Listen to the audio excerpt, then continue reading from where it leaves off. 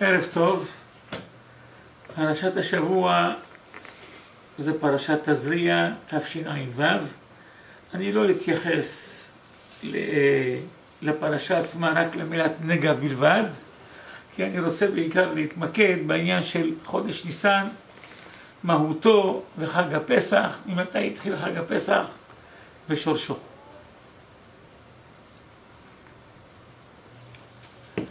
פרשת השבוע מדברת בנושא של נגעים. נגע צרעת כי תהיה באדם והובא אל הכהן. אומר אברהם אבינו בספר יצירה בפרק ב' משנה ד', אין בטובה למעלה מעונג ואין ברעה למטה מנגע. זאת אומרת, האותיות הם יכולים להגיע עד שיא הגודל שלהם בטוב ועד שיא הרע שלהם ברע. והוא מביא דוגמה לכך, אברהם פה מדבר על 231 שערים שהגלגל חוזר פנים ואחור. זה הסוד של לשון הקודש, שבה כל תיבה וכל מילה יש לה משמעות, ולכל אות במיקום שלה בתיבה יש לו משמעות. הדוגמה לכך שהוא מביא זה אין בטובה למעלה מעונג. עונג כותבים בליבב, עין נון ג', ואין ברעה למטה מנגע. אם נתבונן במילים האלה, מה ההבדל בין עונג לנגע? המיקום של העין. כשהעין למעלה זה נהיה עונג. כשהעין יורדת למטה היא הופכת להיות נגע. הנון ג' הנשארים עומדים ביציבים במקום שלהם. העין מתחלפת בין תחילת המילה, בין למעלה לבין למטה.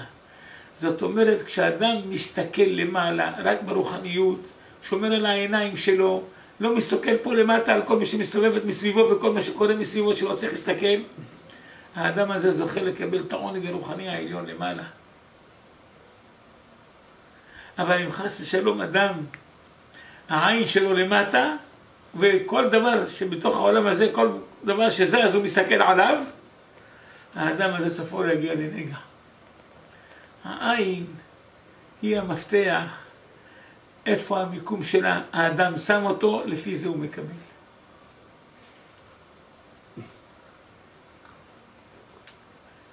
רבותינו אמרו על הפסוק, ועוצם עיניו מראות מרע, מראות ברע, מלך ביופיות תחזינה עיניך. רק אדם ששומר על העיניים יזכה לראות את המשיח. אדם שפוגם בעיניים שלו כשבוא משיח הוא לא יזכה לראות אותו. בבירור שיהיה לפני ביאת המשיח, אחד הדברים הגדולים שיהיה בחשבון זה שמירת העיניים של הבן אדם.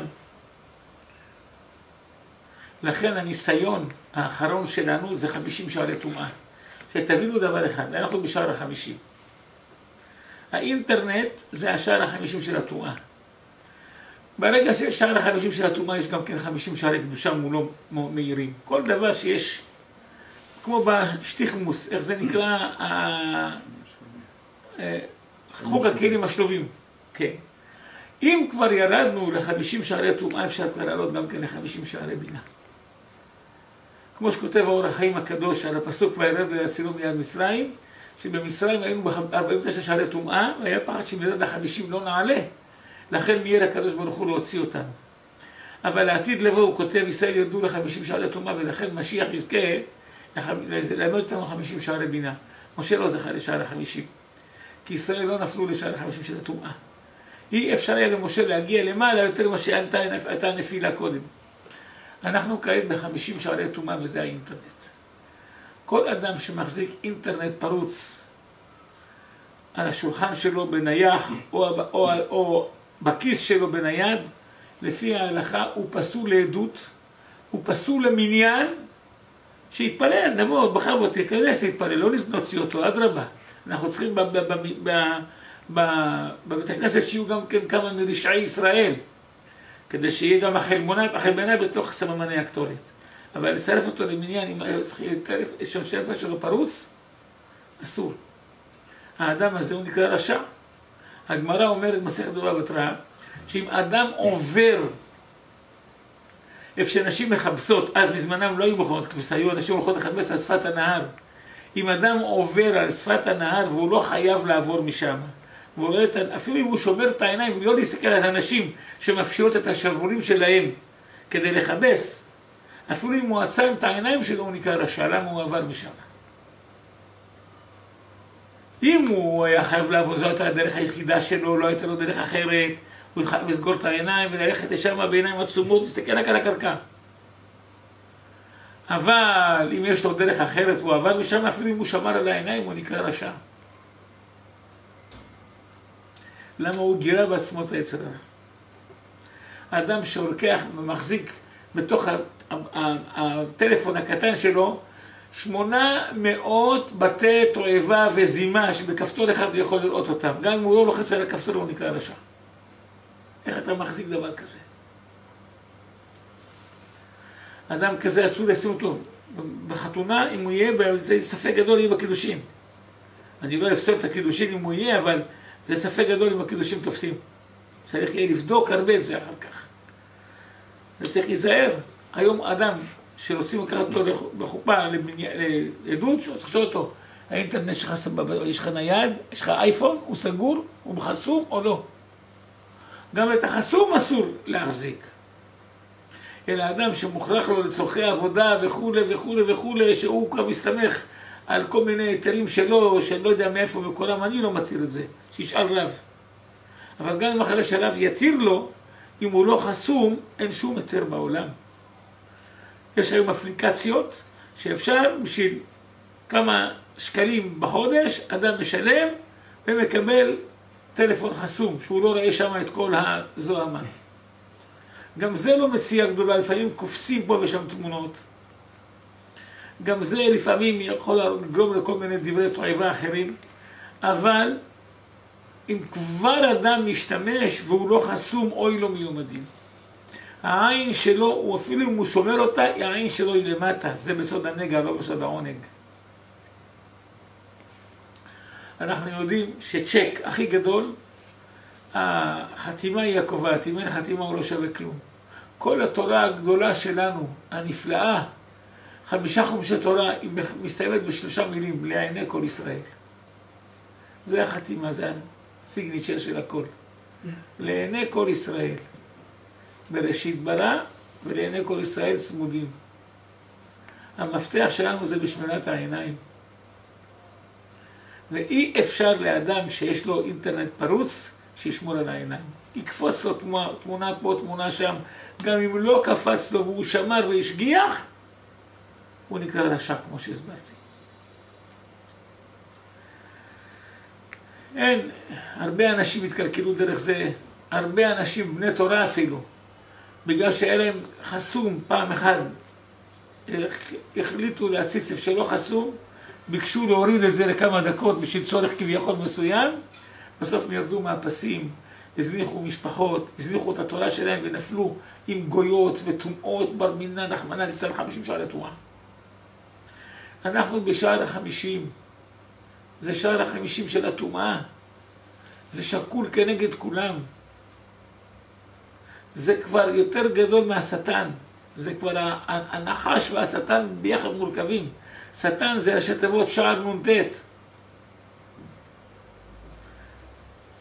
פה זה מה שער נ"ט? זה שער נון ועוד ט'. מאיפה בא הט' הזה? כשהט' בדרך כלל זה חותם של הקדוש ברוך הוא. חותמו של הקדוש ברוך הוא האמת זה מספר ט'. זה מספר שלא מופיע אפילו בספר הדיברות, האות ט'. השטן מה ברמות האנשים שאתה עושה מצווה? ט', אבל הוא כולו שטן. הוא שער נון של הטומאה יש בתוכו, אבל ט'. הוא לוקח את הט' להגיד לך, זה קודש, מה? אתה לא יודע איזה מצווה אתה עושה. הוא לא בא להגיד באדם שמה, זה עבירה וכדאי לך לעשות את העבירה. הוא מלביש לו את זה באות ט'. בטומאה. הוא מראה לו איזה ביטול טהרה, אותו ט' מתחלף מטומאה לטהרה, לפי הלשון איך הוא משחק לו. מה, אתה יודע איזה מצווה, אתה לא תיקח לך, מה, תיקח לך, תראה שיעורים. איך תראה את השיעורים? איך תלמד מוסר בלי שיהיה לך אינטרנט פתוח? אתה לא יכול להגיע לשיעורים, אתה צריך שידוך, איך אתה יכול להגיע לשידוך בלי להיכנס לאינטרנט? שם יש אתרים טובים של שידוכים, אתה חייב להתחתן, הוא מצא לו כבר את כל היתרים. הוא אומר לו, אתה תשב כל היום ותשמע שיעורי תורה. כן, בסוף יבוא לך קול. רחמנא ליצלן. אין אמונה. אל תאמין בעצמך עד יום מותך, אמרו רבותינו על גדולי ישראל. כל שכן על אדם פשוט. אין מקום להאמין. זה רמאות, זה מה שהשטן עושה, אומר לך, זה שער נון וטט, יש פה, זה שער נון של טומאה, אומר לך, זה טט, זה קודש. זה הדבר הכי גדול שיכול להיות, כל הטהרה יש פה, כל הקדושה, מה אתה מדבר? איך אתה תלך ללמוד הלכות בלי זה? מה, אתה תלך ללמוד בבית כנסת אצל רבנים? מאיפה? שעה ביום? פה אתה כל היום, כל זה שקר. דרך אגב, גם אם אדם יש לו אינטרנט חסום, זה לא תחליף ללמוד עם רב קבוע בבית כנסת שיעורים עם רב תלמיד חכם ירא שמיים. לשמוע מתלמיד חכם ירא שמיים, שהדעות שלו הן דעות שמקובלות על גדולי ישראל שבימינו הנכונים. לשמוע ממנו תורה זה חובה. אדם חייב ללכת לקבוע עיתים לתורה. לא יוצא בשיעורים האלה, צריך לשמוע על ידי תלמיד חכם, על ידי אדם רב ירא שמיים, שהיראת שמיים שלו קודמת לתורתו. לא כל מיני רבנים שיש היום שהיראת שמיים שלהם זה מוכרים אותו בכמה גרושים. צריך להקפיד למי הולכים. אבל לרבנים ירא שמיים באמת, חניכי הישיבות הקדושות של אבותינו ואבות אבותינו, לא בישיבות של כל מיני ישיבות שמלמדים שם גם כדורגל יחד עם הלימוד, בושה וחרפה, אלה ישיבות אלה. אלה ישיבות של אבותינו הקדושים והטהורים, כמו שחונכנו ולמדנו רק על התלמוד והראשונים והשולחן ערוך כהלכתה, רק אחרי רבנים כאלה ללכת. מילה מילה, אדם צריך לקבוע לו רב כזה שיקבע איתו, שילמד ממנו, ואי אפשר לוותר על דף גמרא בכל יום. גם הלכות וגם גמרא בסעודה מסודרת על ידי תלמיד חכם. אז הכל תלוי בעיניים. עיניך לנוכח יביטו והוא יישר אורחותיך. דבר שני, לפני שאני מתחיל את השיעור, אני רוצה לבוא להגיד, דבר שאנשים שואלים אותי, הרבה אנשים מטלפנים שואלים אותי על כל מיני הכשרים, על כל מיני השגחות. אחד שואל על הבשר, שמע על הבשר כך וכך, הבשר עודנו בין שיניים, ואף השם חרה בהם. השני על העופות, השלישי על כל מיני נושאים. אני רוצה להסביר לכם דבר אחד, ותבינו טוב טוב. אנשים טיפשים ברחוב, לא מבינים. יש דוקטורים שהוא דוקטור לדעת איך מייצרים כלים במעבדה, אבל קוראים לו דוקטור. כשהוא מדבר על השם המשיחה, אומרים כולם, הדוקטור אמר מה? הוא דוקטור, הוא יודע. מה הוא יודע? הוא יודע איך לייצר כלים במעבדה, הוא נהיה דוקטור? אנשים לא מבינים. אוי לו אותו האדם שחולה לב שילך לדוקטור של רופא שיניים להתייעץ איתו איך עושים ניתוח בלב. אוי לו, ההתמחות שלו בשיניים, לא בלב. גם דוקטור צריך לדעת להתרכז, ללכת רק לאותו אחד שמומחה בסכום שלו. לא מי שקוראים לו דוקטור בדבר אחד, הוא כבר דוקטור בכל. הוא יכול להיות עם הארץ, סבול וטיפש בנושאים אחרים ולהרוג את הבן אדם. אם תלך ותיקח לאיזו מחלת פנימית, עצה מדוקטור לרופא שיניים, או מדוקטור שיודע פיזיולוגיה, אתה תגיע לאיפה תגיע? לבורשה אחת תגיע. צריך כל דבר במומחה שלו. ככה זה גם ברבנים, רבותיי. פעם היו רבנים, תלמידי חכמים, שהיו יודעים את כל התורה כולה, שאתה יכול לפנות אותו בכל התורה כולה הוא מתמצא. גם הייתה להם ענווה, להגיד לך בנושא הזה אני לא מתמצא טוב, תשאל מישהו אחר. ככה זה. אין בושה. הם היו עושים את הכל למען טוב של השואל, של הפונה, לא בשביל הכבוד האישי שלהם. היום לצערנו, כל אדם שיש לו קרס וזקן, כאן נקרא רב, כבר פונים אליו בשאלות, הוא לא יודע אפילו כלום. הוא יכול להיות עם הארץ דאורייתא. ואפילו תלמידי חכמים שלמדו בישיבות, יכול להיות שהם מתמחים בנושא מסוים, בנושא שני לא מבינים כלום. לא כל אדם מבין בכל דבר. אני למדתי 10 שנים, למדתי ברוך השם ולמדתי, אני בחושן משפט לא מסוגל לפסוק לאנשים הלכה למעשה. לא למדתי את חושן משפט על בוריו, לא יודע, אני בקושי מכיר אותו מהסוגיות בגמרא. אז אם אני נהייתי רב, אני יכול לפסוק בחושן משפט? לא. יש כאלה שההתמחות שלהם באחד מחלקי שולחן ערוך, או רק בכמה סעיפים. היום בשביל לקבל רב רשמית, בתואר רב רשמי, אז מספיק שילמד רק הלכות יורה דעה, שזה כמה סימנים, וכבר מקבל תואר רבנות. בדברים אחרים הוא לא יודע כלום, הוא עם הארץ, זה אורייתא יכול להיות. ואנשים אומרים, הרב הטריבנו. אתם צריכים לדעת שלכל דבר צריך סמכות כדי לענות תשובה עליו. כשזה מגיע לכשרויות, זה לא לפסוק את ההלכה, לראות את השטח, צריך להכיר את השטח.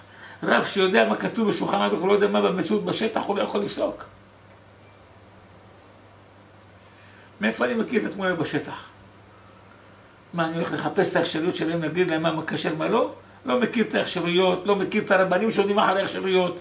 גם אם אני שמעתי את השמות שלהם, אני לא מחזיק מהם בכלל. אנחנו ידענו כל החיים שהכשרות שהיינו לוקחים זה כשרות של בית דין מוסמך על כל הציבור. בזמננו זה היה רק העדה החרדית האשכנזית, שהם נתנו כשרויות, או הרב לנדו.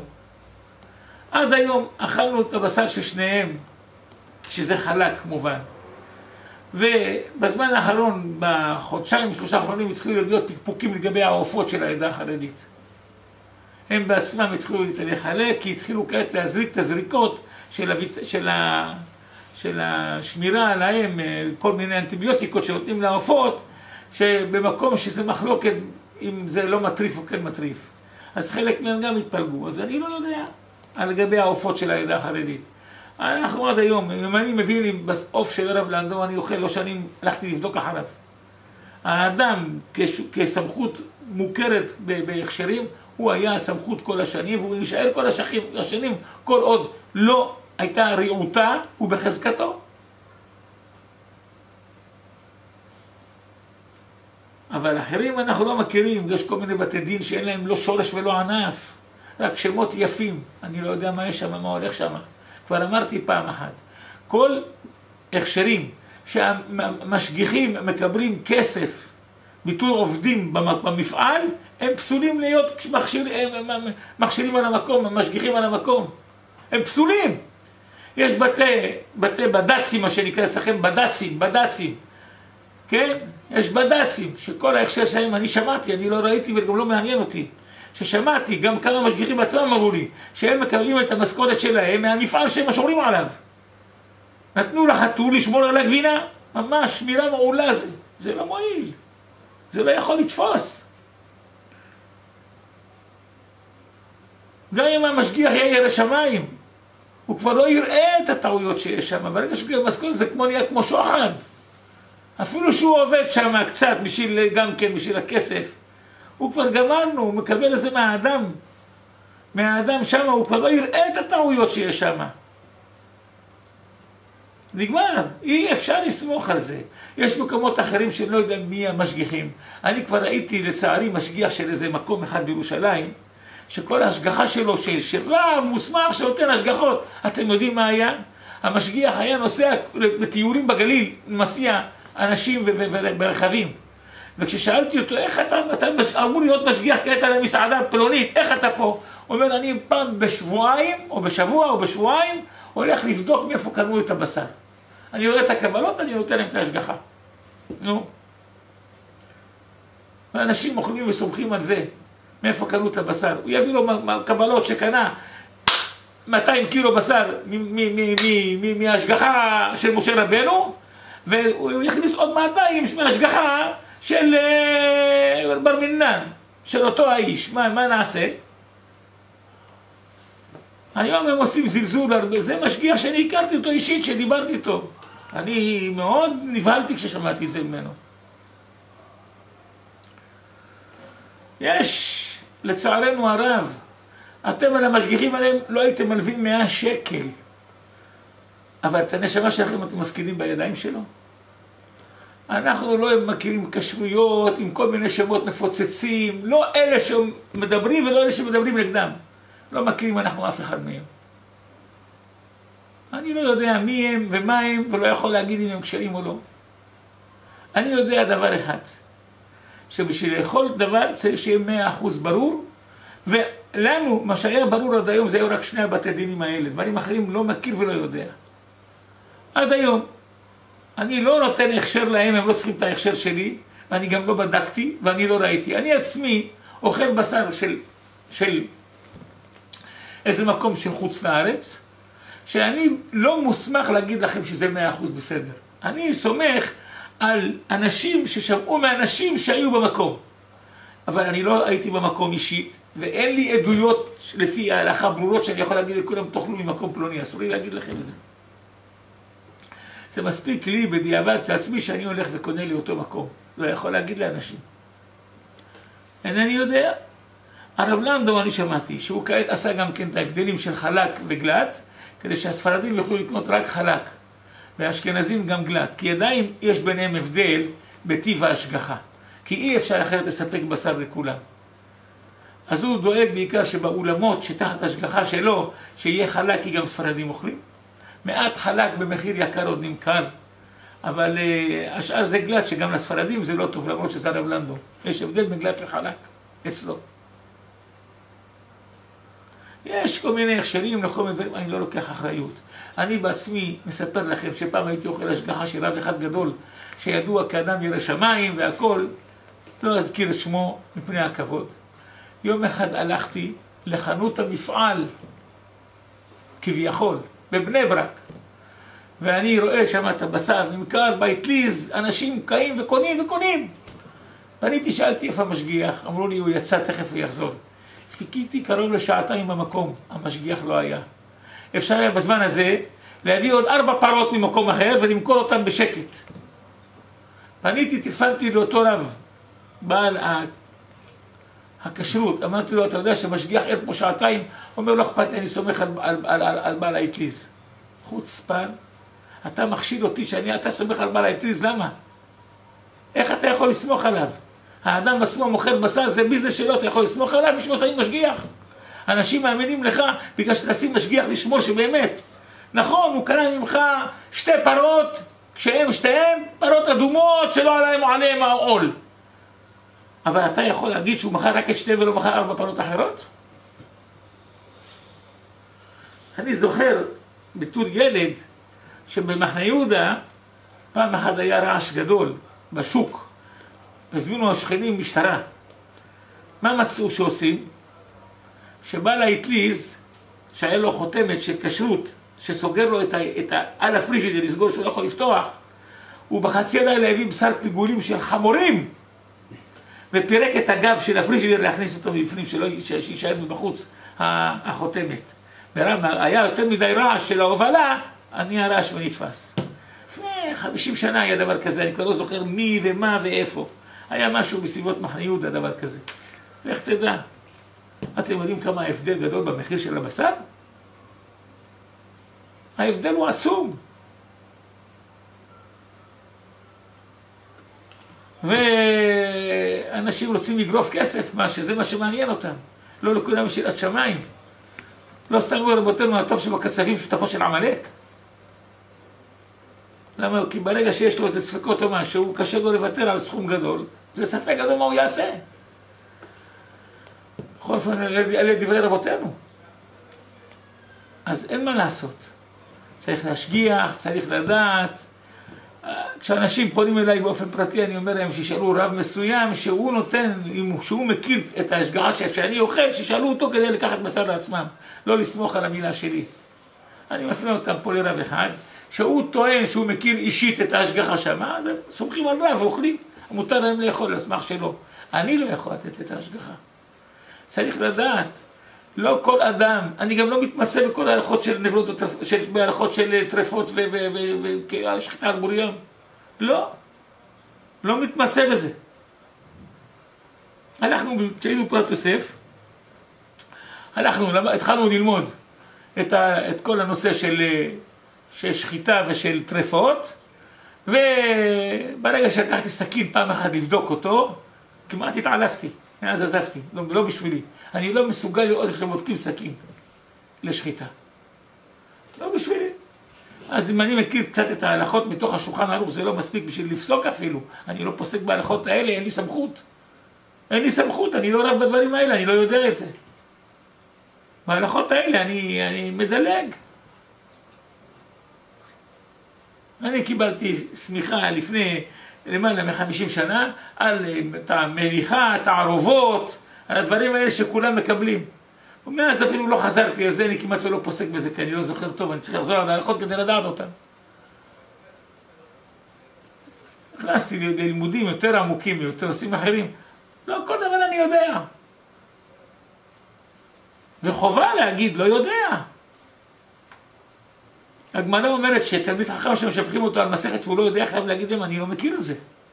אין, אדם לא חייב לדעת את הכל, להתמצא בכל, וזו בושה להגיד, לא יודע. אז פשוט מאוד, לא לסמוך על סתם אנשים שנקראים רב, מה הרב אמר?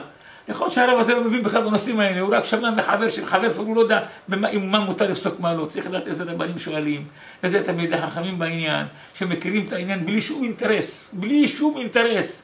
יש כאלה שיש להם אינטרס להגיד טרף, יש כאלה שיש להם אינטרס להגיד כשר. צריך אדם שאין לו שום אינטרס באמצע. אי אפשר לבוא ולפסול אנשים בחינם והכשרים בחינם, גם אי אפשר גם כן להכשיר בחינם. אני לא פוסל אף אחד, אני לא מכיר אף אחד, אני לא נכנס אף פעם לנושאים. יש רב אחד שנותן הכשר לפסח לכמון. איך הוא נותן הכשר? אני לא יודע. אנחנו פוסקים שמי שיש לו בבית כמון של כל השנה בערב פסח, לא להשתמש בכמון. מדוע? הכמון הוא בכלל לא חמץ, הוא כשר לפסח למהדרין הכמון. אבל הוא נמצא, הוא גדל יחד עם גרגרים של חמץ שגדלים יחד איתו, שלבדוק אותם צריך לבדוק גרגיר. אי אפשר את העשייה לבדוק גרגיר. אולי אם אדם קונה לו כמות קטנה לבית ויודע להבדיל ביניהם, יכול להבדיל בין גרגיר לגרגיר, אבל את העשייה, מי יכול לבדוק? אז יש רב אחד שנותן הכשר לכמון, אני לא יכול לסמוך עליו. אני לא יודע, אבל קשה לי להאמין שדברים כאלה ניתן לעשות. אני לא פוגם באף כבודו של אף בן אדם, לא יודע. אלה דברים שלא נראים הגיוניים, אבל אינני יודע באמת מה הולך שם. כנגד זה, אני רוצה להיכנס לנקודה אחת של המצות. מצות יד. יש רב אחד שהוא ידוע כרב מוסמך של ספרדים. אי שם במרכז, אני לא אגיד איפה. שהוא עושה מצות. מצות יד. מוכר אותם, שאנשים יקנו, יזכו, בליל הסדר לאכול מצות. פה אני רוצה להסביר לכם נקודה אחת לגבי המצות מכונה ולגבי מצות יד. פה אני חייב להבהיר לכם נקודה מאוד מעניינת. פעם זה דבר פשוט. לוקחים קמח שמורה, לוקחים מים ועושים מצה. צריך שיהיה מים שלנו, בסדר גמור, לוקחים מים שלנו, לא בעיה. בצעירות שלנו גם כן, היינו לוקחים מים מהברז, משאירים אותו לפני השקיעה, שואבים אותו לתוך קדים ונגמר, זה הכל מים שלנו. השתנו הדברים, היום המים כבר לא מים. שמים במים כל מיני חומרים, פלור שמים ודברים אחרים שמים, שאני לא יודע אם זה לא הופך להיות מי פירות עם מים שלא מחמיץ. יש לנו הלכה שמי פירות לא מחמיצים אם לא נגע בהם מים לעולם. זה נקרא מצה עשירה. אבל אם נגע טיפת מים זה מחמיץ יותר מהר. אז זה משהו אחר. אבל כשאדם לוקח מים בשביל לעשות מצה, אם יש בצד טיפה אחת של מים, של חומר אחר שיכול להחמיץ, זה מחמיץ יותר מדי. גם ככה המצות בקושי קשרות עם כל איך שאופים אותם ומה שעושים איתם. כמו שאני אסביר תכף. אבל עם הפלואוריד, אני לא יודע מה הוא עושה. שמים כלור במים, שמים כל מיני דברים במים. אני לא יודע אם המים האלה, אם זה לא הופך להיות מי פירות עם מים שיחמיץ או לא. אנחנו לא יודעים. אנחנו לא נוגעים במצות רק שנשאבו מים של מעיין בלבד. אני לא מדבר על מצות אחרות כי אני לא יודע. יש בן אדם אחד בירושלים, רב גדול, שעושה מצות לכולם. עם כל ההשגחה הכי טובה שיכולה להיות, לוקח מים מהברז. על מה הוא מסתמך שהמים האלה טובים? אני לא יודע. אולי בא אליו משה רבנו בחלום ואמר לו שאין בזה שום בעיה, ואולי דיבר עם אליהו הנביא. אני לא יודע. אני לא אגע במצות האלה, מספק. אבל כנגד זה, אני התחלתי לדבר על רב אחד במרכז, שהוא לוקח מים של מעיין, הקמח למהדרין. אבל תבינו דבר אחד, השלב של אפיית המצה הוא בעייתי. מדוע? פעם לא היה שום בעיה, כל אישה בבית אפתה מצות. אני עוד זוכר בתור ילד הייתי הולך היום בשכונת התימנים ליד הבית שלי, היה בשערי פינה, שכונה של תימנים. הייתי הולך לראות כל בוקר לימות הפסח.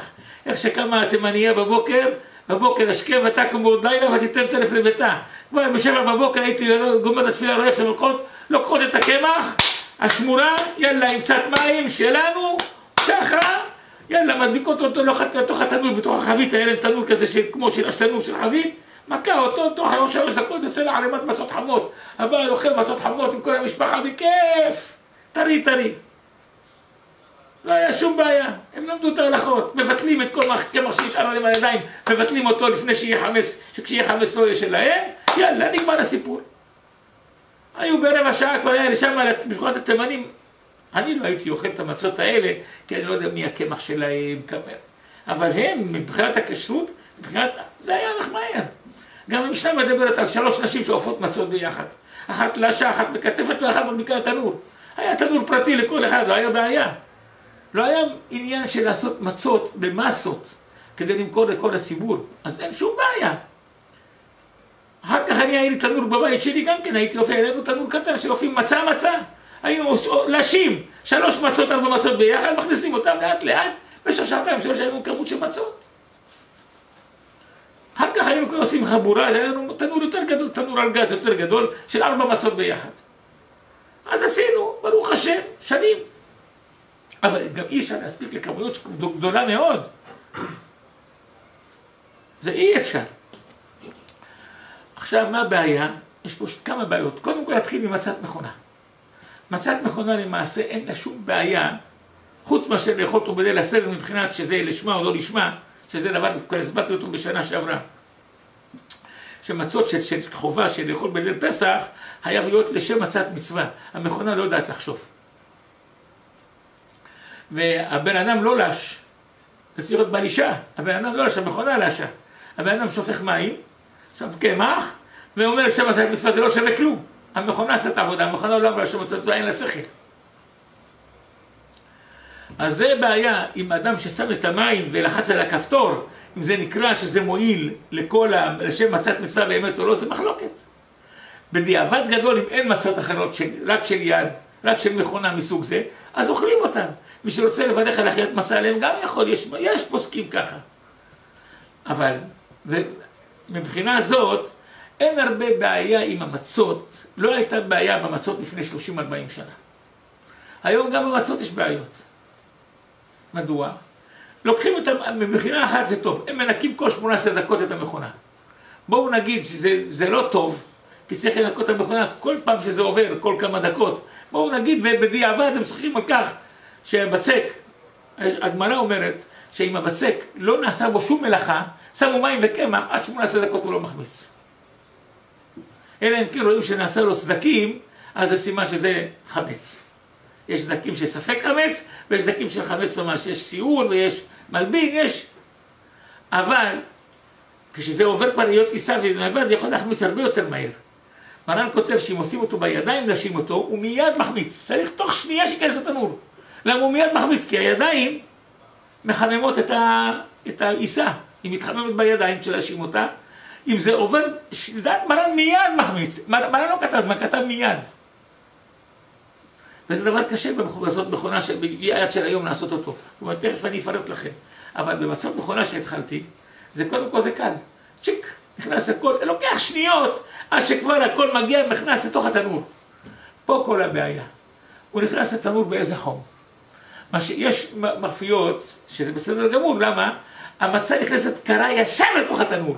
יש בפה של התנור פתח לסוגר אותו, אין מקום למצה שיקבל חום בשנייה שלפני שהוא נכנסת. הפתח הוא סגור ממש, יש פתח פס דק רק לסליל של המצה שנכנס. מצוין. המצה מקרה, נכנסת מיד לתוך חום. אבל השאלה כמה החום. כמה חום צריך כדי שהמצה תופה. פעם היה לנו לא היה בעיות כאלה של חום, היה הכל מה היה עצים, גזרי עצים, האש יוצאת, בתוך דקה אחת זה נאפה. היום זה כבר לא חום של עצים, זה חום אחר, יש בזה מעלות של חום. אם זה נאפה ב-250 זה מתחיל יחמיץ או יפה, זו שאלה. אם צריך לחכות ל-600 מעלות חום, או ל-250, או ל-180, יש מאפיות שהתחילו בזמנם רק ב-100, זה לא מספיק, זה יכול להחמיץ לפני שיופה. היו ביותר, יש פחות. היום יש מאפיות טובות, שאנחנו סומכים עליהן, אני לא נותן הכשר כי לא הייתי במקום. אני גם מאותו מקום לוקח רק בחבורה. הם מוכרים, יש מצות מאפיות שמוכרים אותם בבית שמש, מאפייה כזאת יש אחת, ובקריית ספר יש מאפייה אחת כזאת, שהם עושים את המצות, שבכל אופן מצות של המים של המצות הם מעיין, מים שלנו של מעיין, והמכונות שם, כפי מה שנאמר לי, אני לא הייתי, אני לא לוקח אחריות. כפי מה שנאמר לי, איך שהוא נכנס מכל לתוך 250, שהוא מיד נאפה. ויש כאלה שהתחילו להעיר שהמצות של העדה החרדית לא טובות, אני לא נותן איך שהמצות של העדה החרדית בכלל. העדה החרדית זה טוב לדברים לא של פסח, אני לא נותן אחריות לכל דבר שלהם, לא מכיר אותם. גם הדברים החיים האלה לא נותן אחריות, רק אני אומר מה אנחנו אוכלים. בפסח אנחנו גם לא אוכלים כל דבר העדה החרדית שלהם, כן. אבל הגדי מצות אנחנו לא נוהגים לאכול אותם, אני לא אומר שם חמץ. אם לא יהיה לי מצות אחרות, אני לא יודע, אולי בליל פסח הייתי אוכל בדיעבד אותם. אבל אני לא אוכל אותם, גם לא מחלק אותם. אני משתמש בעיקר מה שמה, אבל לפי מה שנאמר לי, אני לא יודע עד כמה זה אמת, צריך לבדוק, אדם ילך ויראה ששם זה נכנס ישר לתוך קר. אז זה אין כבר בעיה. הבעיה היא במצות מכונה, במצות יד. אוי רבותיי, כמה בעיות יש בזה. שעושים את העיסה, עד שפותחים אותה, יש היום כל מיני מכשירים לפתוח אותה. כן, מה שנקרא פינר, שהולכים, זה עוד קר. העיסה נעשית כשהיא קרה, אין כל כך בעיה. הבעיה היא שאחר כך מתחילים לחלק אותו לפרוסות, כדי לפתוח אחד אחד. שם זה איפה מתעכב, ובפתיחה מתעכב, ובהכנסה לתנור זה מתעכב. ואחר כך עד שזה גם כן נכנס, גם על הקרש שזה מתעכב, עד שזה נכנס, עד שיוציאו את הקודמים, תלוי בגודל התנור, תלוי בכמות של המצות. פה זה כבר לא, אין את המייד של מרן. אין. צריך מאוד להשגיח בזה. פה זה בעיה, צריך מאוד לראות, אבל זה עוד לא כל כך בעיה. התחלתי לומר שהייתי באיזה מושב, ששם יש תנור, של אחד מגדולי עושה מצות עם הכשר עם שמות מפוצצים. אי שם במרכז, לא אגיד איפה. הלכתי לראות את התנור שלו, נבהלתי. המצות הולכות על סליל, אחרי שכבר נפתחו בידיים, הולכות על סליל. כמה דקות על סליל של אש קטנה, עד שהם נכנסים לתנור. בדרך הם כאן מחמיצים 4 פעמים, הם לא נכנסים אפילו על קר, הם נכנסים על אש קטנה שמחמיצה אותם. אני נדהמתי. אי אפשר לסמוך על כל דבר. או שאותו רב לא מודע לכך, או שהוא לא יודע מה, או שאני לא יודע מה, איך. אני מדבר על לפני כמה שנים, אולי בינתיים זה ישתנה, אני לא יודע. אמרו לי שאותו רב עושה שם, אולי אותו רב לא עושה שם גם כן, וסתם נאמר לי. אני לא לוקח את המילים באחריות מושלמת. אבל היה לי רושם שככה נאמר לי מאנשים שהם לא שיקרו אותי, אולי כן יטעו אותי, אינני יודע. אבל בכל זאת זו הייתה מאפייה של תנור שמשתמשים בו איזה כשלויות, לא משנה מי. אם לא רב זה, אז רב אחר, משתמשו בו. ואי אפשר לסמוך על הבחינה הזאת, אנשים מסתכלים רק על ההלכות שבשולחן ערוך. השולחן ערוך בכלל לא מדבר על תנור. בזמן השולחן ערוך לא היה בעיות של תנור. היה בעיות איך להכשיר תנור. זה הכל. אבל לא היה בעיות בכלל בסוגים האלה.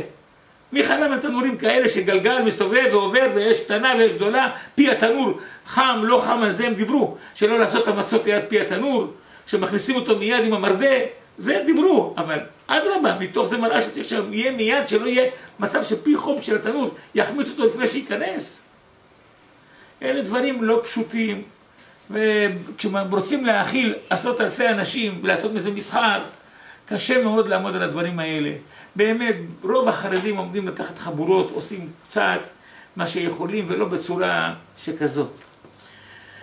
אני לא יודע, אני אישית הפעם הייתי בישיבה מסוימת שעושה מצות.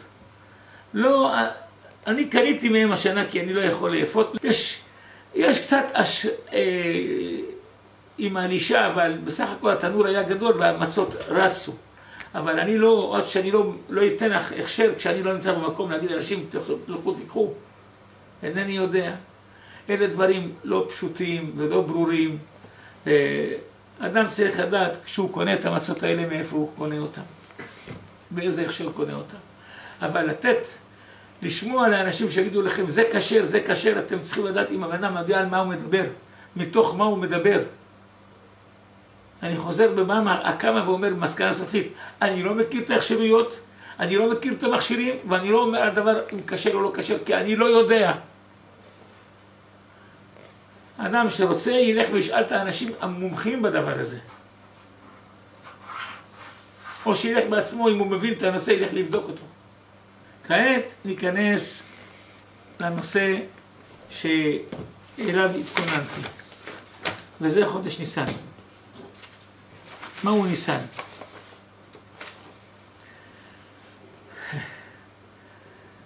כדי להסביר לכם את חודש ניסן, אנחנו רואים שהתורה מייחסת לו חשיבות.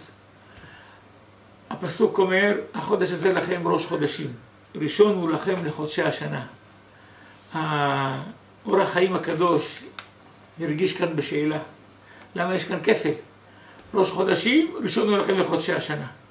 אם הוא ראש חודשים, ודאי שהוא ראשון לחודשי השנה, זה ראש חודשים אתה אומר. למה הוא כפל? אז הוא מסביר שראש חודשים אין הכוונה ראשון, אלא יש לו חשיבות.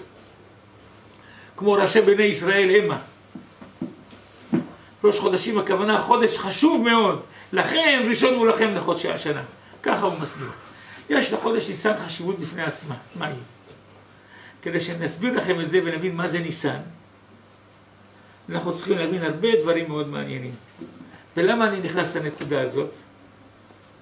כי היום, ברוך השם, 50 שערי טומאה הוא שולט גם במחשבה של בן אדם, לא רק במראות של זימה וניוף ודברים מסוג זה, גם של כפירה. ויש דברי רבותינו, שכולם סודות, והאנשים שקוראים אותם רואים פשט, ומתחילים לצחוק וללעוק כמו שרבותינו היו פרימיטיביים הכי גדולים בעולם. למשל, יש בזוהר חדש, וגם במדרש רבה, יש מאמר שאומר, שאלמלא שהשמש היה שוחה באוקיינוס, אי אפשר היה לעמוד בחום שלו. היה שרף את העולם. כולם צוחקים. איפה השמש למעלה? הוא גדול פי כמה מכל העולם. הוא נכנס לאוקיינוס, הוא שוחה באוקיינוס, מתי הוא שוחה באוקיינוס? איפה הוא שוחה? מתחילים ללעוג על דברי חז"ל. על דברי חז"ל בעצמם אמרו שהשמש גדול פי כמה מהעולם. התורה מפורש אומרת שהשמש נמצא ברקיע השמיים. לא נמצא בכלל בכדור הארץ. הוא נמצא מחוץ לכדור הארץ. יש שמיים ויש רקיע השמיים. כשבבריאת העולם כתוב שכשברוך הוא ברא את העולם הזה, ברא לו שמיים, שזה בחצי התחתון של המים שנפרדו, ובמעלה יש 100 שמיים, השמיים העליונים, שזה נקרא רקיע השמיים. וברקיע השמיים נמצאים הכוכבים כולם. כל כוכבי הלכת והשמש. הם רק נמצאים למעלה. הם לא נמצאים בכלל בתוך כדור הארץ. אז מה הוא ייכנס לתוך האוקיינוס?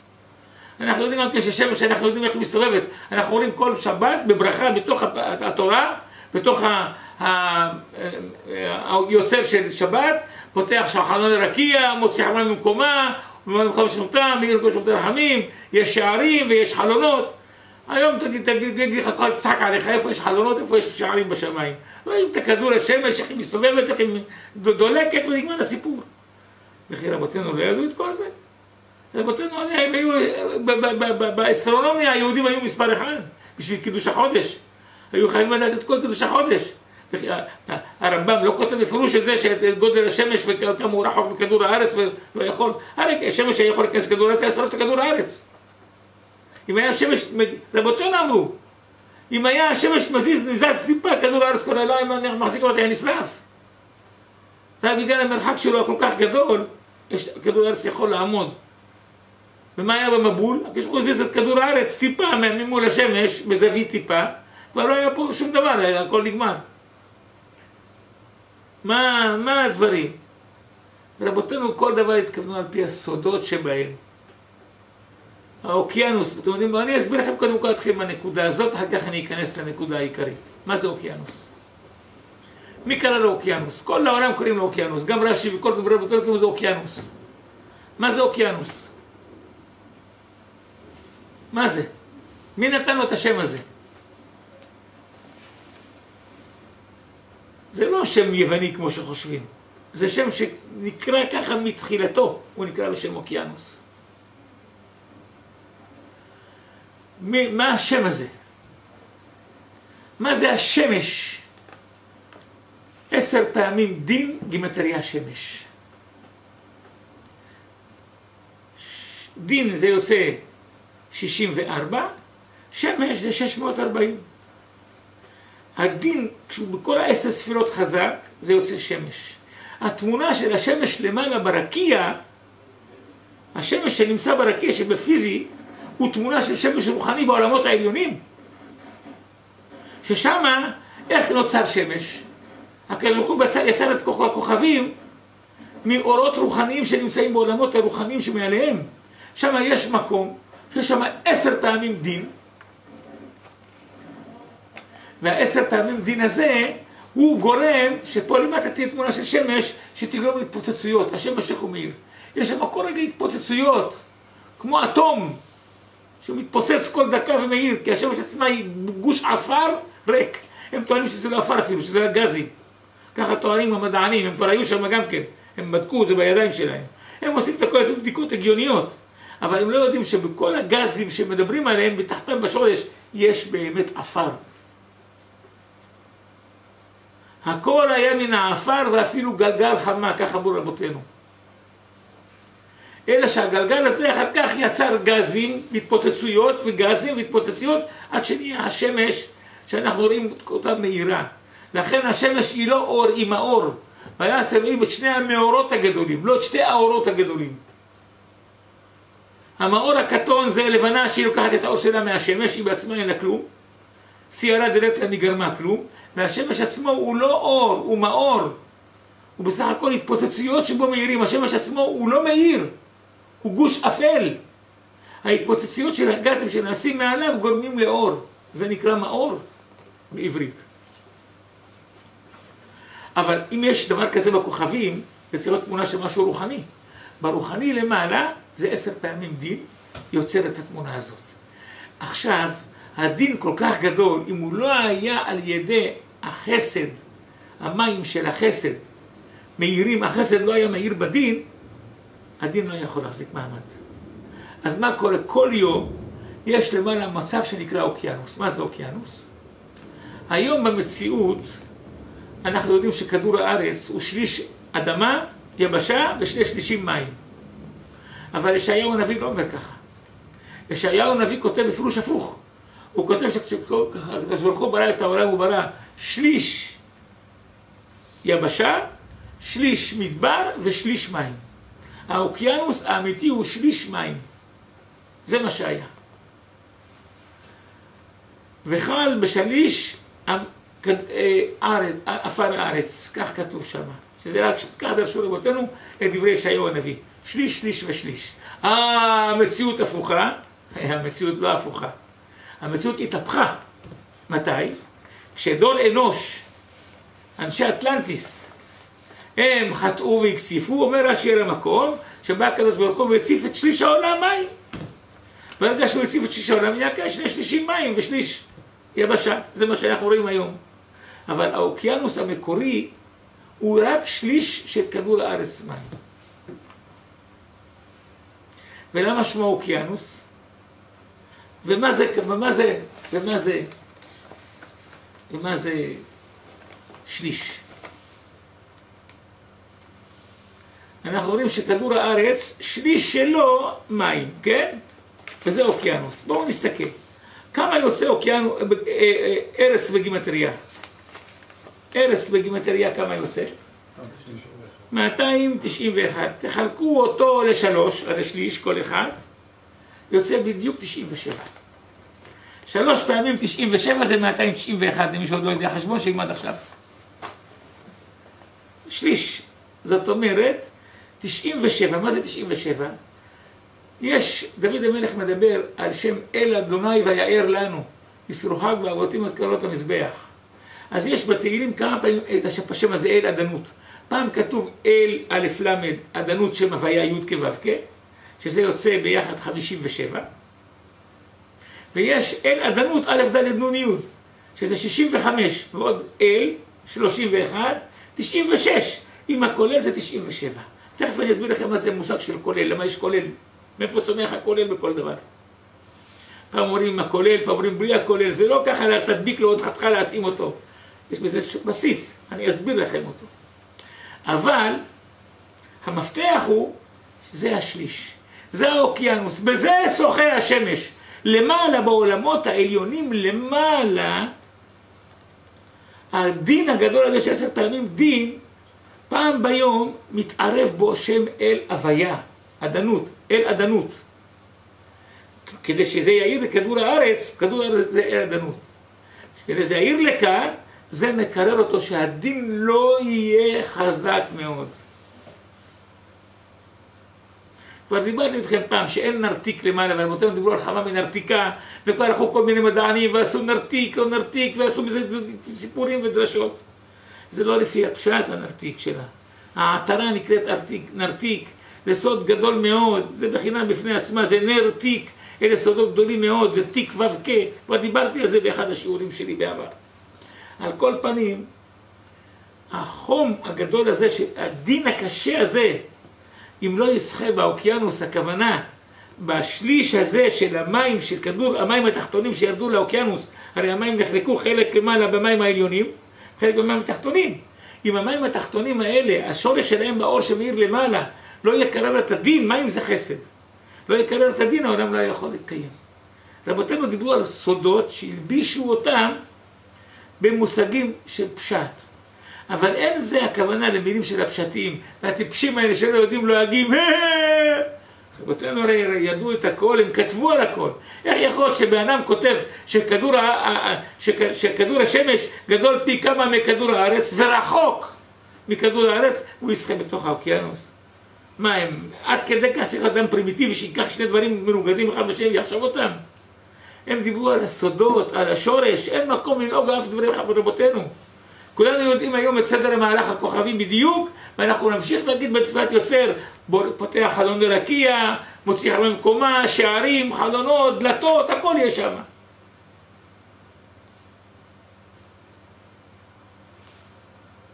הכל, דלתות שער המזרח, חלון לרקיע, הכל אמת, זה לא פשט, לא מדובר במה שאנשים חושבים. הרי רבותינו כל הזמן התווכחו, ובמסע פסחים יש, הם התווכחו עם הגויים, אם החמה הולכת בתחת כדור הארץ, או עולה מעל כדור הארץ. הגויים חשבו שבכלל אין תחתית לכדור הארץ, היא עומדת על פילים, אני לא יודע על מה עומדת, הכדור. ויש רק חלק עליון, ורבותינו אמרו לא, החמה מסתובבת בתחת כדור הארץ, כי הכדור היא עגולה, והחמה מסתובבת אותה לכל הצדדים שלה, וכשפה יום שם לילה. רבותינו כאן דיברו על כל הדברים האלה, כשהבוערים לא ידעו את זה. הבוערים אני מתכוון בימי הביניים, אבל הגויים הקדמונים כן ידעו את זה. כל אותם הם עבדו לפי זה. הם היו חכמים גדולים בדור אנוש, אנחנו רואים את החוכמה שלהם. אני מדבר רק על ימי הביניים שלהם, רבותינו את הכל ידעו ודיברו בבירור, על הכל בצורה ברורה. למה אני אומר לכם את זה? כעת ניכנס לניסן. אנחנו יודעים שפסח עשה אברהם אבינו כבר. עוד לא היה מישראל בעולם, עוד לא היה גלות מצרים. על הפסוק ומצות עפה להם ויאכלו, אצל לוט, אומר רש"י פסח היה. זאת אומרת, הוא לא עשה להם מצות בשביל שיהיה להם יותר מהר וקל. הפשט היה יכול רש"י לפרש, עשה להם מצות, כי הם באו בלילה, והוא לא תכנן שיבואו לאברכים, ולא היה לו לחם, אז יותר קל לעשות מצות, זה לוקח כמה דקות, כי להחמיץ את החמץ. כדי לפות לחם לוקח זמן גדול, רק לקחת שעה להחמיץ אותו עד שיתפח. אז הפירוש הפשטי הייתי אומר, מה זה מצות עשה להם? לקח קמח עם מים, יאללה, צ'יק צ'יק עשה להם מצות, תאכלו. זה הכל. אבל רש"י לא אומר ככה. הוא אומר, ומצות עשה להם פסח היה. הרי זה היה באמת כשבאו אצל אברהם אבינו. אצל אברהם אבינו מתי הם היו? ביום ראשון של פסח. כמו שאמרו למועד הבא, תרד את יצחק נולד ביום ראשון של פסח. הרי גם אברהם כשאמר להם, אמר לשרי לושי ועשי עוגות, לאיזה עוגות הוא התכוון? למה לא אמר תביא להם לחם? להם הוא אמר ויקחה פת לחם. כך הוא אומר למלאכים, כשהוא חושב אותם לערבושים, הוא אומר להם ויקחה פת לחם, וכן, אבל לשרה הוא לא אומר תביא לחם, הוא אומר תביא עוגות, לושי ועשי עוגות. לושי, זאת אומרת, זה צריך לישה, אבל שזה יהיה עוגות. מה זה עוגות? המצות נקראים עוגות, כמו שכתוב ביציאת מצרים. עוגות מצות, קילו חמץ, ויפו את בצקם, עוגות מצות, קילו חמץ. אברהם אבינו דיבר על מצות, אמר לשרה, זה מצות, באו כעת, תאפי להם מהר כעת מצות, לושי ועשי עוגות. זאת אומרת, הם שמרו, לא רק זה, אברהם אבינו גם כן שמר אפילו עורבות תבשילים. אברהם אבינו יושב בליל פסח, עושה את כל ליל הסדר, 4 כוסות, הגדה. הוא היה קורא אגדה, כמעט כמו האגדה שלנו. כי כל האגדה שלנו, מי שקורא את זה בכתבי הארי ובכתבי הרשש, מבין שכל מילה זה משהו אחר, מה זה מצרים ומה זה אבותינו, מה זה השתה אחי עבדי, כל הדברים האלה זה ממש תענוג. מי שיודע קצת קבלה נהנה ממש לקרוא את זה, הוא רואה אגדה, אגדה, אגדה. זה משהו מעניין מאוד. ואת האגדה לפי הפירוש הזה היה קורא אברהם אבינו. למה? מגילת אסתר הוא גם היה קורא. מגילת אסתר, את כולה היה קורא, והיא בימי אחשוורוש או אחשוורוש במילים שלנו, עם הכוונה של הסודות של המילים. אותם המילים בדיוק. למה? את המילים האלה משה רבנו קיבל. את כל הנוסח של המגילה, איך שאנחנו קוראים, משה רבנו קיבל מהקדוש ברוך הוא.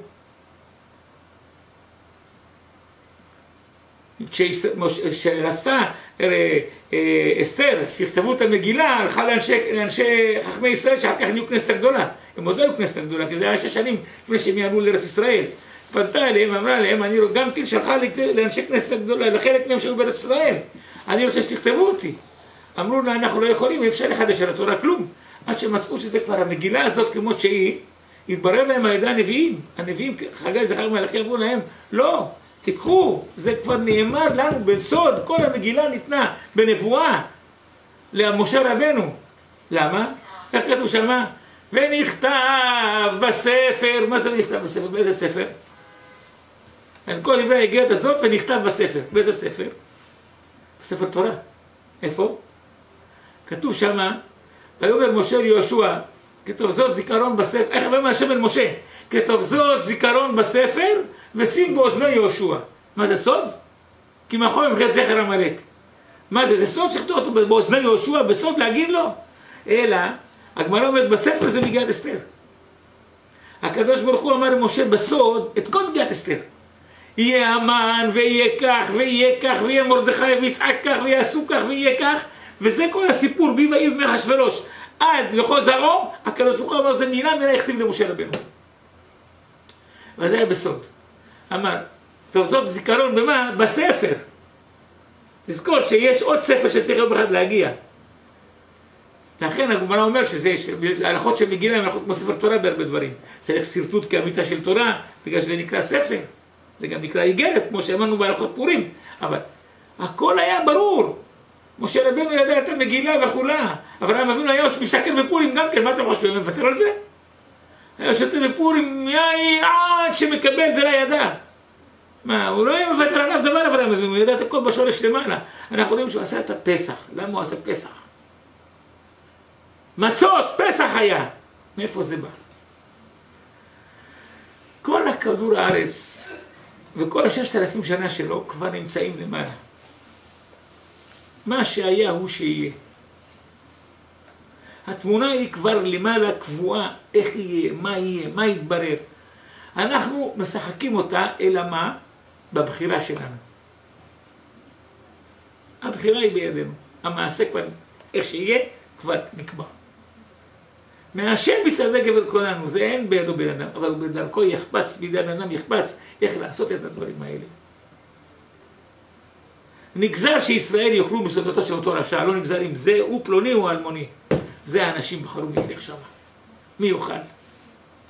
למה זה נגזר? כי כרגע שאדם ראשון אכל מעץ הדעת, כבר נגזר שיגיע, אם ישראל יחטאו בעגל, אז יגיע מצב שהם יפלו בידי אחשוורוש, למדי הוא פרס, בשביל הגלויות שראה אברהם אבינו כבר, שהראה לו את 4 גלויות, ואז יבוא איזה אמן אחד, ויבוא ככה, ויבוא ככה, ויהיה ככה. הנה, אתם לא רואים? צריך להיות עיוור, בשביל לא להאמין לדברי רבותינו מילה מילה. הזוהר, הוא מגולה בידינו 900 שנה. המסורת שלנו שקיבלנו אותו מרבותינו הגדולים, שזה נכתב בידי רבי שמעון בר יוחאי לפני 1800 שנה. הוא כותב על ימינו ככה אשכרה מילה מילה על הערב רב, שישלטו, שתקום מדינה חילונית, שהערב רב ישלטו על עם ישראל, וירדפו את עם ישראל, את כל היהודים הכשרים, והם ילכו לעזור לביאפרה ולעזור לגויים אחרים, ולא ליהודים שלהם בתוך פה. צריך רק יש משהו בעולם, איזה בלגן יש, הם רצים מטוסים להביא להם תרופות ודברים והכל, ופה לחולים, בסל של התרופות, מתווכחים עד שיתנו להם כל משהו קטן. כל זה מפורש בזוהר שככה יהיה. שהם יוכלו לתת לגויים ולמנוע מעם ישראל פה, וכותב כל מה שכותב בזוהר על ערב רב בדור האחרון שיבואו, ורבנו עלי לפני 400 שנה שכותב שבדור של הגאולה יהיה כך וכך, הכל מול העיניים שלנו מתגשם. רק עיוור יכול להגיד מאיפה הדברים האלה באו. אם היה שורה אחת, היו מוצאים אצל גויים שאמר משהו, והיו כולם מתלהבים, נוסטרדמוס אמר מילה, הנה קרה. אמר משהו מילה רומניה. ופה דפים שלמים בזוהר, בתיקוני זוהר, בדברי חז"ל, על כל מה שקורה עם הערב רב והכל. רואים את זה מול העיניים, שחור על גבי לבן. ואנשים יושבים ככה, מי אמר? זה אמת? יש תורה משמיים? יש תורה? תסתכל מה קורה בשוק, תסתכל מה כתוב. רק חמור שרואה את זה ורואה את זה לא יכול להקיש אחד לשני. הרי זה מוכיח על כמה אמיתות של הזוהר ועל כל האמיתות של כל הדברים שבו. כשהזוהר לפני 1800 שנה אמר שבשנת תר"ש, האלף השישי, יתחיל המדע הטכנולוגי להתפתח בעולם. מישהו הבין מה זה מדע טכנולוגי? שכל עניינים של מרכבה, מה זה לא מעשה מרכבה? הטלפון הזה זה לא מעשה מרכבה? המצלמה שאני יושב פה כעת ורואים אותי בכל העולם זה לא מעשה מרכבה? שהרכיבו ולקחו ודברים מכוח הדברים הנכונים ממעלה. אמר הזוהר שזה יהיה בצורה גשמית אם לא יזכו שזה יהיה בצורה רוחנית? הרי כל הטכנולוגיה התחיל מתפרש עם החשמל ועם הזרם ועם הדברים לאט לאט והולך והולך והולך, אתה לא יודע איפה ייגמר הסוף שלו. זוהר כותב לך את זה לפני 1800 שנה כשהעולם היה פרימיטיבי, שככה יהיה. אתה רואה שזה נהיה, אתה רואה את הערב רב איך שהם עושים, אתה רואה את הכל מילה מילה. אתה רואה את ישעיהו הנביא צועק לפני 3500 שנה שישראל יחזרו לארץ ישראל אחרי 3000 שנה בסוף הימים על מטוסים בתעופה. מי אלה כאב תעופנה וחיונים על ארובותיהם? הוא לא מנבוא על החמורים והסוסים ועל גמלים, על תעופה. ואתה רואה שכולם באים משתבח שמו. מי אלה? ואנשים כמו עיוורים. אם זה לא היה בתנ"ך, אם זה היה באיזה ספר של קליפה, כבר כל עברם היו קמים, תראו, גילינו משהו. גילו את ערוותם. אבל פה דברים מפורשים בתוך דברי רבותינו, מילה מילה. הרי זה מוכיח שמשה אמת ותורתו אמת וחכמי ישראל אמיתיים. כל מה שהם דיברו בדברים האלה זה סודות. כן, מה רצית? הרב, רציתי לשאול, מה כבודו אומר על ספר ההוכחות של עורך דין בן עזרא? הספר ההוכחות של עורך דין בן עזרא, אני אסביר לך בדיוק. אני עזרתי לו בשעתו לנסח חלק מהספר. מהשמיים ביקשו ממני לעזור לו. אפילו, אני לא אגיד מי, אבל באמת, אם הוא אמר שאני אמרתי לו פעם מילה בשם רש"י, זה מדובר על חלק מהספר שבאמת שם חשוב מאוד, שמזכה את הרבים מאוד. עזרתי לו לנסח אותו. חלק מהספר שלו הוא חשוב מאוד. אבל, הוא אפילו ניסה לכתוב הסכמה בשמי, אני לא נתתי לו הסכמה, הוא מחק את זה. אמרתי לו, נתתי לו הוראה, הוא מחק את זה. היה שם הסכמה שנתפסה על זה בשחור כדי למחוק אותה. אני זוכר, כשהוא כתב את זה, הוא היה בטוח שהייתה לו הסכמה. אמרתי לו, יש כאן דברים שהם לא מקובלים עליי ואני לא מסכים להם. כמו על אובמה וקשקושים על אובמה, זה לא נכון. הרי אובמה בכלל, זה לא פרעה. פרעה, עכשיו גילו, בתקופה האחרונה, בשנה האחרונה, לפני שנתיים גילו, שבכלל זה הפרעה שמראים אותו, זה לא אותו פרעה, אלא 100 שנה אחריו מצאו את פרעה האמיתי. שבו היה יציאת מצרים, היה איזו כתבה שלמה בחדשות, מצאו אותו, הוא לא נמצא במוזיאון המצרי, נמצא רק הבן שלו בן ה-12, אותו בן שנהרג בליל פסח. הבן שנהרג בליל פסח, בכור פרעה יושב על כיסאו, היה ילד בן 12. הוא נהרג בליל פסח עם כל הבכורות, והוא נמצא במוזיאון יחד עם אשתו של פרעה. פרעה עצמו, כשהוא מספר את הסיפור שלו, שמה שקרה איתו, הוא מספר על כל מה שקרה איתו, אין את הדמות של הגופה שלו. מדוע? כי כמו שאמרתי לכם, הוא נרצח. הלל הזקן ראה את הגופה שלו, מי שנרצח לא יכול להיראות מומיה, ואי אפשר לצלם אותו ולהגיד זה אובמה או לא אובמה, זה שטויות. אני מהרגע הראשון שללתי את זה. הנה כעת מסעו את כל הסיפור באמת. אם יש היום במוזיאון, ברור ב100% במצרים, נמצא את בנו של פרעה היושב על כיסאו שנהרג בליל פסח במכת בכורות. איזה יופי. לא שאנחנו צריכים את זה כדי לאשר את התורה שלנו. אנחנו לא צריכים את השטויות האלה לאשר. אבל זה קיים וזה לא אותו אחד. גם כן יש שם עוד כמה דברים מביאים משלג, מכל מיני דברים. הוא היה חשף מכל מיני ספרים. כל האוטיסטים, יש שם הרבה קשקושים ושטויות מהאוטיסטים. אני לא מאמין להם וכל הדברים האלה, לא על זה בונים תורה. הדברים שאני עזרתי לו לכתוב אותם הם דברים יפים מאוד, שיכולים באמת, מקור השלם הוא מקור האמת. אני לא שולל את הספר, אני שולל חלקים מהספר שהם לא נכונים, אבל חלקים נכונים שם מאוד מאוד, תבוא עליו ברכה אדרבה. שיפיץ אותם, אם היה מוריד את החלק של השטויות, היה מפיץ רק אותו, זה היה נפלא מאוד. נגד האדם אישית אני לא מדבר, אני לא מסכים איתו בדעות שלו, לא מסכים בדברים שלו. יש לו דעות שלא מקובלות עליי. הוא נכנס לעולמות שלא שייכים לו. מי קבע לו? הוא למד תורה בצורה של שיטה מחשבה, לחשוב ולפסוק אם צריכים לבחור בבחירות או לא? על סמך מה הוא קובע? מי הוא? הוא אדם יודע ללקט יפה מספרים, לעורר את הרבים בתשובה, תבוא עליו ברכה. אבל לפסוק לאנשים, תבחרו לא תבחרו על פי כל מיני חוברות וקשקושים? למה הוא נכנס לתחום שלא שייך לו בכלל? אני לא מדבר על האיש, אין לי נגדו כלום, לא לטובה ולא לרעה. תבוא עליו ברכה שהוא מזכה ברבים, בחלק של זיכוי הרבים שלו, של אותם חלקים טובים שהוא אמר, והוא זיכה הרבה את הרבים, תבוא עליו ברכה. חבל שהוא ירב גם כן דברים לא מדויקים בספר שלו, אבל חצי מספר ההוכחות זה אמת, כולו אמת. החצי הוא כולו אמת, מה שהוא נאמן מתוך מה שאני עזרתי לו והבאתי את הדברים שם, בשמיים יחשיבו את זה מאוד מאוד. רק חבל שנכנסו גם כן דברים אחרים שם. האיש עצמו, אני לא מדבר עליו לא מטוב עד רע, אני לא מכיר אותו אפילו.